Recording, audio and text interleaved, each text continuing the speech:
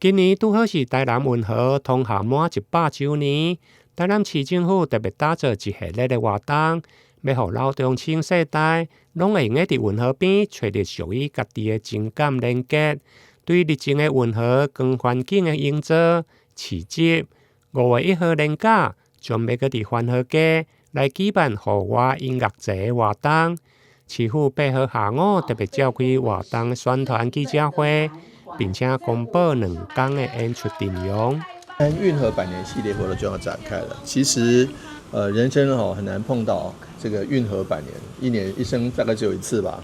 那這個重要的里程碑，其實台南運河是台灣的最早的運河。那現在為百年做生日，100歲的生日，我們也很期待各位好朋友一起來參加。那不管是老照片的巡禮，或者是年輕人喜歡的演唱會，我們有這個全齡式的這個活動，歡迎大家一起來。那運河百年，恭逢其盛，一定要你成為歷史的一見證。因此呢，歡迎大家一起來台南，不管是看夜間的光影，或是看白天的市集，甚至晚上要聽聽演唱會，我覺得都是非常開心的事情。5月1號、2號在台南運河，歡迎來參加運河百年演唱會哦。在記者會中，療癒美聲吳文芳嘛特別出席，更加用心將當初拍觀光影片的歌曲改編成運河版，充滿着高高的台南情感。感受南風吹拂臉頰，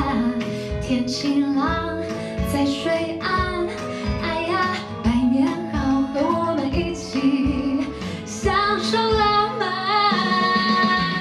一起走吧，熱情台南，幸福天堂，溫暖相加，沒有奢華，也有生活，百年運河徜徉。剛剛唱了很多，都是有台南元素在裡面嘛。對，真的，我相信很多市民聽了就會覺得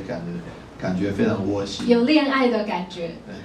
很有感，對不對？沒有戀愛的感覺，也有親切熱情，對，就很想沒有奢華，也能升華，對，太棒了，太棒了。2天的卡司陣容，除了本土天團911、超人氣的樂團理想混蛋、原子少年2的冠軍團 FF 等，總共超過10組以上的知名藝人來輪番演出，